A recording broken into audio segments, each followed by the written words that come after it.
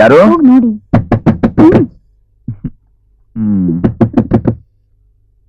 ಯಾರು? ನಂದ್ರಿ ನಂದ್ರಿ ನಂದ್ರಿ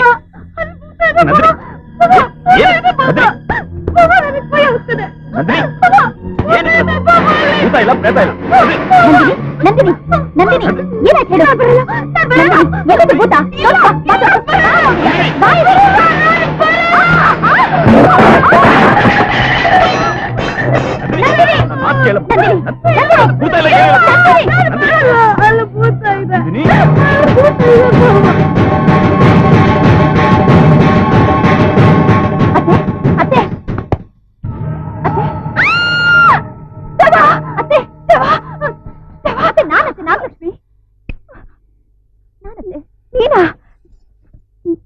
ಏನಾಯ್ತಮ್ಮ?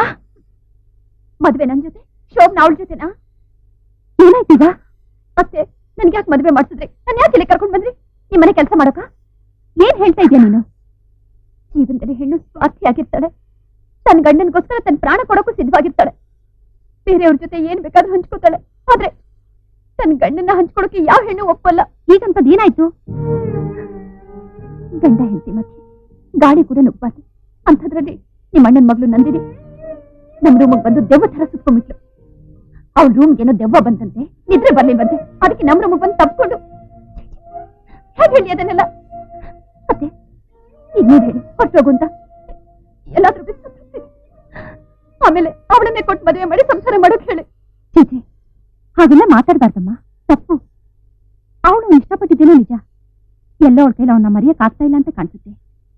ಚಿಕ್ಕ ವಯಸ್ಸಿಂದನು ಬಾವಾ ಬಾವಾ ಅಂತ ಅವನ್ನ ತುಂಬಾ ಹಚ್ಕೊಂಡ್ಬಿಟ್ಟಿದ್ದಾಳೆ. ಹಚ್ಕೊಂಡ್ಬಿಟ್ರೆ ನನಗೆ ತಾಳಿ ಕಟ್ಟಿಲ್ವಾ? ಈಗ ನೋಡಾದ್ರೂ ತಿಳಿಬಾರ್ದಾ? ಮತ್ತೆ ನಾನೊಂದ್ ಮಾತು ಹೇಳ್ತೀನಿ ಕೇಳಿ. ಈ ಮನೆ ನಾನಿರ್ಬೇಕು ಇಲ್ಲ ಅವಳಿರ್ಬೇಕು? ಅದೃಷ್ಟ ಅಂದ್ರೆ ಶಿವಲಿಂಗನ್ ತರ ಇರ್ಬೇಕು. ಮದುವೆ ಮಾಡ್ಕೊಂಡಿದ್ದು ನಾಗಲಕ್ಷ್ಮಿ ಜೊತೆ, ಶೋಭನಾ ಮಾಡ್ಕೊಳ್ತಾ ಇರೋದು ನಂದಿನಿ ಜೊತೆ. ಪಾರ್ವತಿ, ಇವತ್ತು ನಾನು ಹಾಕೊಂಡ್ರು ಈಶ್ವರನ ವೇಷಕ್ಕೂ ಇಲ್ಲಿ ನಡೀತಾ ಇರೋ ಸನ್ನಿವೇಶಕ್ಕೂ ಹೋಲಿಕೆ ತುಂಬಾ ಚೆನ್ನಾಗಿದೆ. ನೀನೇ ಪಾರ್ವತಿ ತಿಳ್ಕೋ, ಜೊತೆಗೆ ಗಂಗೆ ಒಬ್ಳನ್ನ ಕರ್ಕೊಂಡ್ ಬಂದ್ಬಿಟ್ರೆ ತುಂಬಾ ಚೆನ್ನಾಗಿರುತ್ತೆ. ಆಗ್ಲಿ. ಯಾರಲ್ಲಿ ಕರೆದುಕೊಂಡು ಬನ್ನಿ. ಏ ಪಾರ್ವತಿ, ಗಂಗೆ ನಾವು ಪಾತ್ರೆಯಲ್ಲಿ ಇಟ್ಕೊಂಡು ಕರ್ಕೊಂಡ್ ಬಂದ. ಏ ಶಿವಲಿಂಗ, ನಿನಗೆ ಇಬ್ರು ಅನ್ಕೊಂಡಿದ್ಯಾ? ನನಗೂ ಇಬ್ರೇ.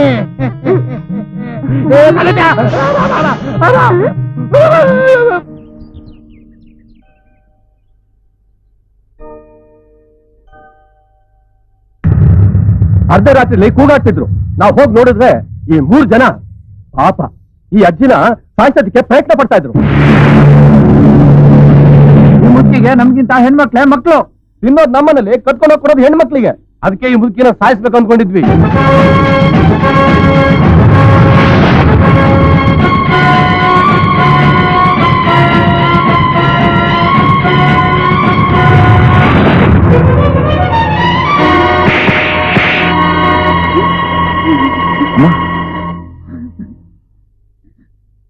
ನಾನಿರೋವಾಗ ನೀನ್ ಯಾಕೆ ಮಾಡ್ತಿ? ನಾನ್ ನಿನ್ ಮಗ ಇದ್ದ ಹಾಗೆ. ತಾಯಿಗೆ ಹೆಣ್ಣು ಮಕ್ಕಳು ಗಂಡು ಮಕ್ಕಳು ಎಲ್ಲಾ ಒಂದೇ. ನಮ್ಮ ತವರು ಮನೆಯವರು 6 ಎಕರೆ ಜಮೀನ್ ಕೊಟ್ಟಿದ್ರು. ಬಂಗಾರದ ಒಡವೆ, ಕಡಗ ಇತ್ತು, ಎಲ್ಲ ಇವ್ರಿಗೆ ಕೊಟ್ಟೆ. ನನ್ನ ಗಂಡನ ತಿಥಿಗೋಸ್ಕರ ಸ್ವಲ್ಪ ದುಡ್ಡು ಕೂಡಿಟ್ಟಿವ್ನಿ. ಹೋದ ವರ್ಷ ದುಡ್ಡಿಲ್ದೆ ನನ್ನ ಗಂಡನ ತಿಥಿ ಮಾಡಕ್ಕೆ ಆಗಲಿಲ್ಲ. ಕೂಲಿ ನಾಲಿ ಮಾಡಿ 3 ಕಾಸು 6 ಕಾಸು ಸೇರಿಸಿಟ್ಟಿದ್ರೆ ಅದನ್ನು ಕೊಡು ಅಂತ ಹಿಂಸೆ ಮಾಡ್ತಾ ಇದ್ದಾರಪ್ಪ.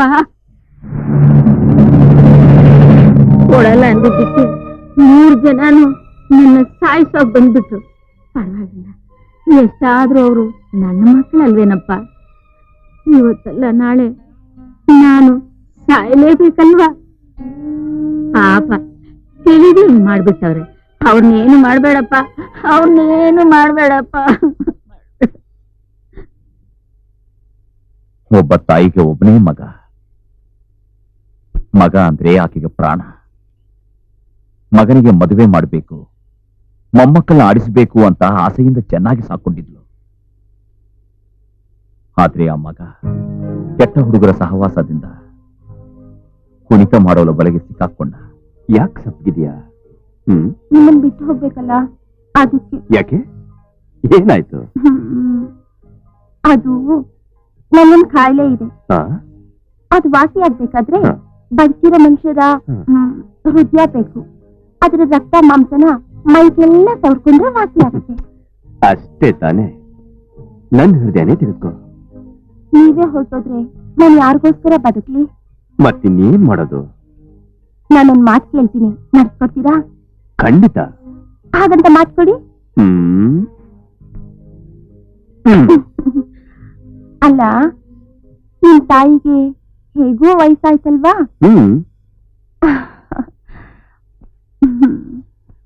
ವಯಸ್ಸಾಗಿರೋ ನಿಮ್ ತಾಯಿ ಬೇಕೋ, ಯವ್ವನ ತುಂಬಿರೋ ನಾನ್ ಬೇಕೋ? ನೀವೇ ನಿರ್ಧರಿಸಿ. ಆಕೆಯ ಮೇಲಿನ ವ್ಯಾಮೋಹದಿಂದ ಅವನು ನಂಬಿಟ್ಟ. ತಾಯಿ ಮಲಗಿರುವಾಗ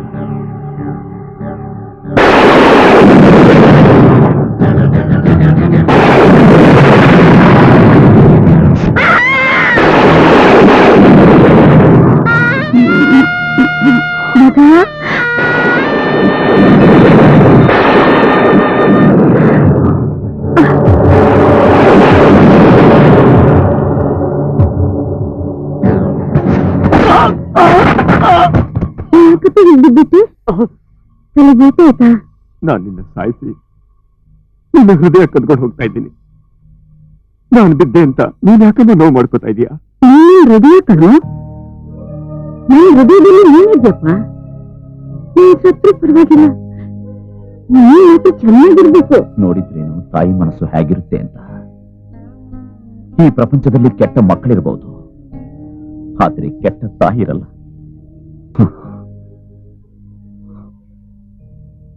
ಹೆತ್ತ ತಾಯಿ ಪ್ರಾಣ ತೆಗೆಯೋಕೆ ಪ್ರಯತ್ನ ಪಟ್ಟಿದ್ದು ಮಹಾಪಾಪ. ಈ ತಾಯಿಗೆ ಮಕ್ಕಳ ಮೇಲಿರೋ ಪ್ರೀತಿಗೋಸ್ಕರ ನಾವು ಅನುಕಂಪ ತೋರಿಸಿದ್ರೆ ನ್ಯಾಯಕ್ಕೆ ಅನ್ಯಾಯ ಮಾಡಿದ ಹಾಗಾಗುತ್ತೆ. ಅದಕ್ಕೋಸ್ಕರ ಇಂಥ ಅಪರಾಧ ಇನ್ಮುಂದೆ ಯಾರೂ ಮಾಡಬಾರದು ಅಂತ ಎಚ್ಚರಿಕೆ ಕೊಟ್ಟು ಈ ಮೂವರಿಗೂ ತಲೆ ಬೋಳ್ಸಿ ಕತ್ತೆ ಮೇಲೆ ಕೂರ್ಸಿ ಮೆರವಣಿಗೆ ಮಾಡಬೇಕು ಅಂತ ತೀರ್ಪು ಕೊಡ್ತಾ ಇದ್ದೀನಿ.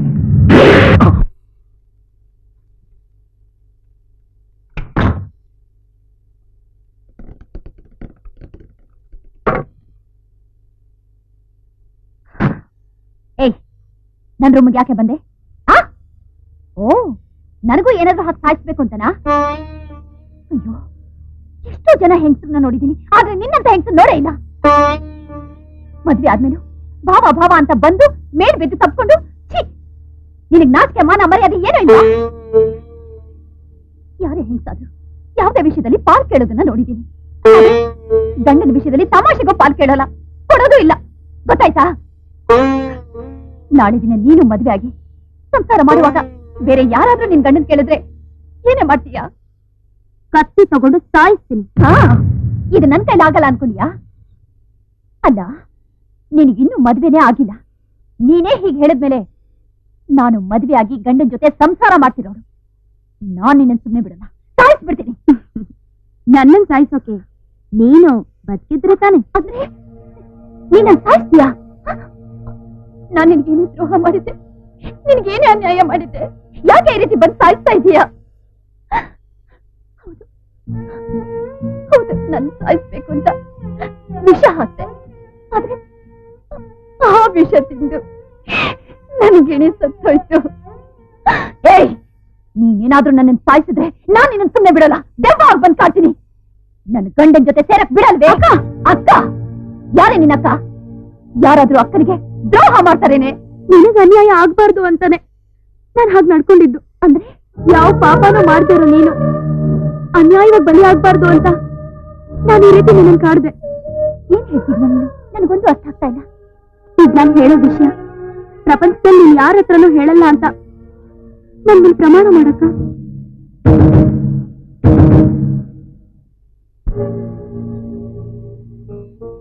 ನನಗೆ ಭಾವ ಅಂದ್ರೆ ಪ್ರಾಣ. ನಾನು ಅವನ್ನ ಪ್ರೀತಿಸ್ತಾ ಇದ್ದೀನಿ ನಿಜ, ಆದ್ರೆ ಭಾವ ನಿನ್ನ ಪ್ರೀತಿಸ್ತಾ ಇದ್ದಾರೆ ಅಂತ ಗೊತ್ತಾದ ತಕ್ಷಣ ನಾನು ಆಸೆ ಬಿಟ್ಬಿಟ್ಟೆ. ಭಾವ ವಿಷದ ಮನುಷ್ಯ.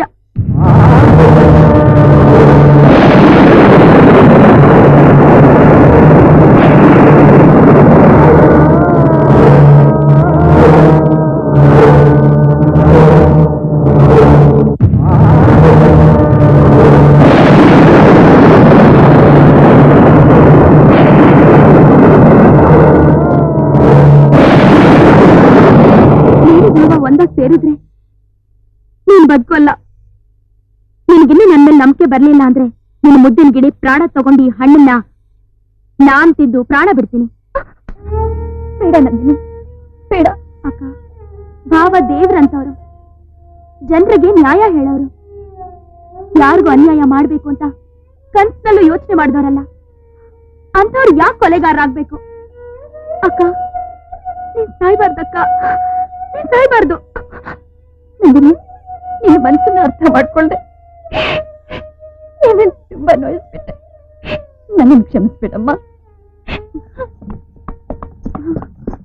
ಅಕ್ಕ, ಭಾವ ಬರ್ತಿದ್ದಾರೆ. ಈ ವಿಷಯನ ಯಾರಿಗೂ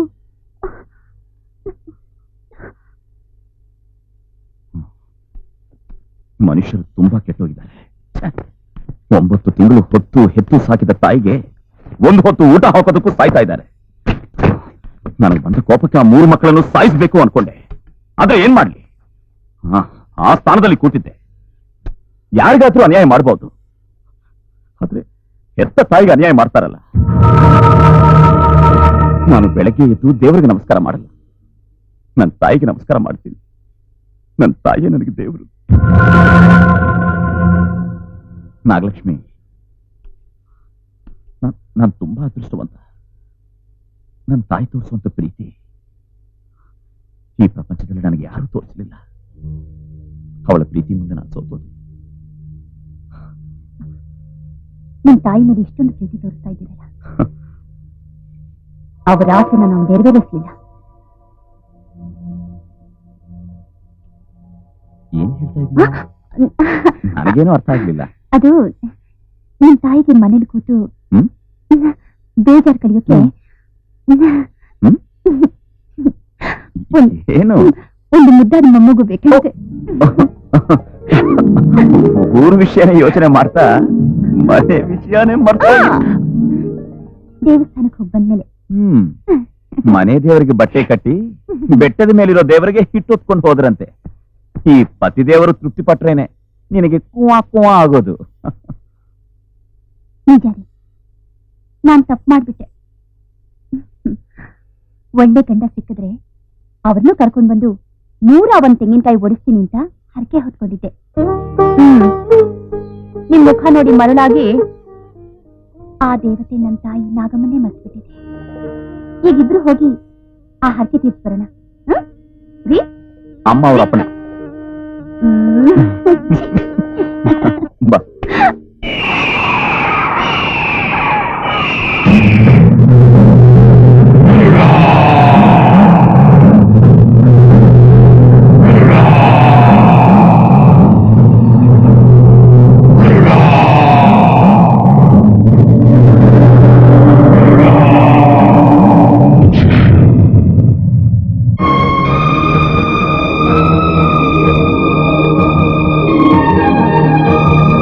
ನಾಗವೀರನ ಸಂಸ್ಕಾರ ಮಾಡಿ ಗುಡಿ ಕಟ್ಟಿಸ್ತೀಯ. ಅದಕ್ಕೆ ನಿನ್ನ ವಂಶ ನಿರ್ವಂಶ ಆಗಬೇಕು ಅಂತ ಶಿವಲಿಂಗನ ವಿಷದ ಮನುಷ್ಯ ಮಾಡಿದ್ದೇನೆ. ಅವನು ಬದುಕಿಸ್ತಿರಲ್ಲ. ಗರುಡ ಹೋಗು.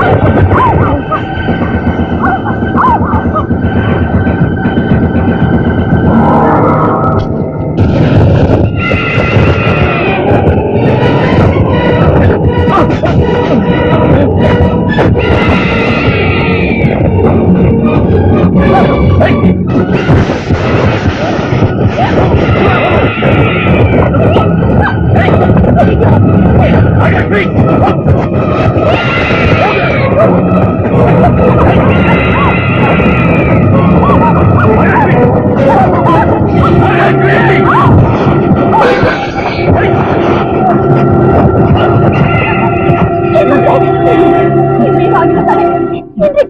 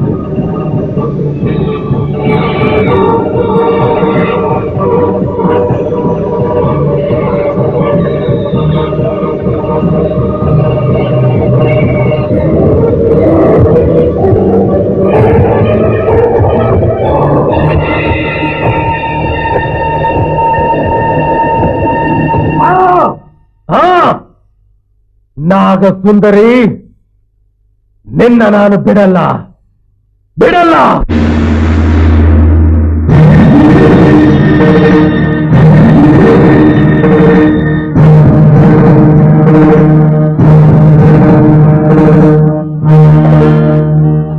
ನಾಗಲಕ್ಷ್ಮಿ, ನಾಗಲಕ್ಷ್ಮಿ, ನಾಗಲಕ್ಷ್ಮಿ.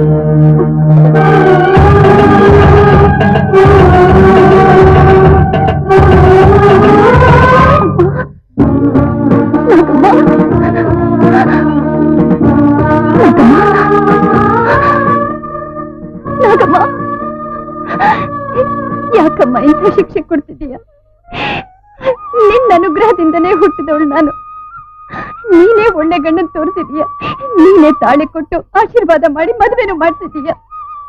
ನನ್ ಗಂಡನ್ ಸೇರಿದ್ರೆ ನಾನ್ ಸತ್ತೋಗ್ತೀನಂತೆ. ಯಾಕಮ್ಮ ಇಂಥ ಪರಿಸ್ಥಿತಿ ತಂದಿಟ್ಟೆ? ಅವರು ವಿಷ ಪುರುಷನ ನನ್ನ ಸಾಯಿಸಿ ಅವರು ಕೊಲೆಗಾರ ಆಗ್ಬಾರ್ದು. ನೀನೇ ನನ್ನನ್ನು ಸಾಯಿಸ್ಬಿಡಮ್ಮ. ನೀನೇ ನನ್ನನ್ನು ಸಾಯಿಸ್ಬಿಡು. ನೀನೇ ನನ್ನನ್ನು ಸಾಯಿಸ್ಬಿಡು. ನೀನೇ ಸಾಯಿಸ್ಬಿಡಮ್ಮ. ನಾಗಲಕ್ಷ್ಮಿ, ಯಾವ ತಾಯಿ ಆದ್ರೂ ಮಕ್ಕಳಿಗೆ ಕೆಟ್ಟದನ್ನು ಬಯಸೋದಿಲ್ಲ. ಅಂಥದ್ರಲ್ಲಿ ನಾನು ನೀನು ಕೆಟ್ಟದ್ದು ಬಯಸ್ತೀನ? ನಿಜ ಎಲ್ಲ ನಿನಗೆ ಗೊತ್ತು. ಹಣಕ್ಕೋಸ್ಕರ, ಆಸ್ತಿಗೋಸ್ಕರ ಬಂಗಾರದಂತಹ ಅವನ ಬಾಳನ್ನ ಹಾಳು ಮಾಡಿ ವಿಷದ ಪುರುಷನನ್ನಾಗಿ ಮಾಡಿದಾಳೆ ಅವನ ಮಲ್ತಾಯಿ. ಅವನಲ್ಲಿ ಹರಿತಾ ಇರೋ ವಿಷ ಸಾಮಾನ್ಯವಾದಲ್ಲ. ಇನ್ನು ಕೆಲವೇ ದಿವಸಗಳಲ್ಲಿ ಶಿವಲಿಂಗ ಮಾನವ ರೂಪವನ್ನ ಕಳೆದುಕೊಂಡು ವಿಷದ ಹುಳು ಆಗ್ಬಿಡ್ತಾನೆ. ಎಷ್ಟೋ ಜನಕ್ಕೆ ಏನೇನೋ ಸಹಾಯ ಮಾಡಿದೀಯ, ಎಂತೆಂತ ಪವಾಡ್ಗಳನ್ನ ತೋರಿಸಿದೀಯ. ಅಂಥದ್ರಲ್ಲಿ ನನ್ ಗಂಡನ್ ಸರಿ ಮಾಡೋಕೆ ಆಗಲ್ವಾ? ಅದು ನನ್ನಿಂದ ಅಲ್ಲಮ್ಮ, ನಿನ್ನಿಂದಾನೇ ಆಗ್ಬೇಕು. ನೀನ್ ಹೇಳ್ತಾ ಇರೋದು ಹೌದು ನಾಗಲಕ್ಷ್ಮಿ. ಶಿವಲಿಂಗನ ಮೈಯಲ್ಲಿರೋ ವಿಷ ತೆಗೆಯೋ ಶಕ್ತಿ ನಾಗಲೋಕ ಬಿಟ್ಟು ಈ ಭೂಲೋಕಕ್ಕೆ ಬಂದ ನನಗಿಲ್ಲಮ್ಮ. ನಾವೆಲ್ಲ ಪೂಜಿಸೋ ಪರಮಶಿವನ ಕುತ್ತಿಗೆಯಲ್ಲಿರುವ ಶಂಕರಾಭರಣದಿಂದ ಮಾತ್ರ ಅದು ಸಾಧ್ಯ. ಅವನೇ ನಮ್ಮ ನಾಗಜಾತಿಗೆ ಮೂಲ ಅಂಶ. ಅವನ ಅನುಗ್ರಹ ಪಡಿಬೇಕು ಅಂದ್ರೆ 11 ದಿವಸ ಪರಮನಿಷ್ಠೆಯಿಂದ ಕಾಯ ವಾಚ ಮನಸ್ಸ ಶುದ್ಧವಾಗಿ ಗಂಡನನ್ನ ಸೇರದೆ ಕಠಿಣ ಬ್ರಹ್ಮಚರ್ಯೆಯಿಂದ ವ್ರತವನ್ನು ಆಚರಿಸಬೇಕು. ನೀನಾಗ್ಲಿ ನಿನ್ನ ಗಂಡನಾಗ್ಲಿ ನಿಯಮ ನಿಷ್ಠೆ ತಪ್ಪಬಾರದು. ಆಗ್ಲೇ ಶಿವಲಿಂಗ ಮನುಷ್ಯನಾಗೋಕ್ ಸಾಧ್ಯ. ಶಿವಲಿಂಗನ ವಂಶಕ್ಕಿರೋ ಪೀಡೆ ಗ್ರಹಗಳು ನಿನ್ನಿಂದಾನೇ ತೊಲಗಬೇಕು ಅನ್ನೋ ಕಾರಣದಿಂದ ನನ್ನ ಭಕ್ತಿ ಅದನ್ನ ಮನೆಗೆ ಸೊಸೆಯಾಗಿ ಕಳಿಸಿತು.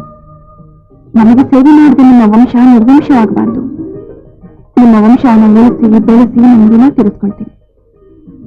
ನಿನ್ನಿಂದ ಅನೇಕ ವಂಶವೃದ್ಧಿ ಆಗಬೇಕು.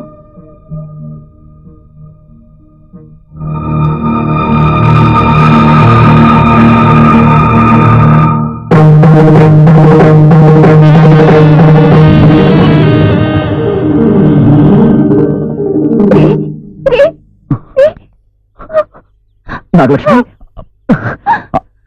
ಹದ್ದು ನಮ್ ತಾಯಿ ನಾಗಮ್ಮ ನಮ್ಮಿಬ್ರನ್ನು ಕಾಪಾಡದ್ಲು. ಈ ಕಷ್ಟಗಳಿಗೆಲ್ಲ ಕಾರಣ ನಾನೇ ರೀ. ಏನ್ ಹೇಳ್ತಿದ್ದೆ ನಾಗಲಕ್ಷ್ಮಿ? ನಾವಿಬ್ರು ಪ್ರೀತಿ ಮಾಡಿದ್ವಿ. ದೊಡ್ಡವ್ರು ನಮ್ ಜಾತಕ ನೋಡ್ದೆ ನಮಗ್ ಮದ್ವೆ ಮಾಡಿದ್ದಾರೆ. ಜಾತಕ ಸರಿ ಹೋಗಿಲ್ಲ ಅಂತ ಕಾಣುತ್ತೆ. ಅದಕ್ಕೆ ಈ ಕಷ್ಟಗಳು. ಆ ದೋಷ ಪರಿಹಾರ ಆಗ್ಬೇಕು ಅಂದ್ರೆ ನಾನು ವ್ರತ ಮಾಡ್ಬೇಕು. ಅದಕ್ಕೆ ನೀವು ಸಂಪೂರ್ಣ ಸಹಕಾರ ಕೊಡ್ತೀರಿ ಅಂತ ನನಗ್ ಮಾತು ಕೊಡಿ. ನಿನ್ಗೋಸ್ಕರ ನಾನು ಪ್ರಾಣ ಬೇಕಾದ್ರೂ ಕೊಡ್ತೀನಿ.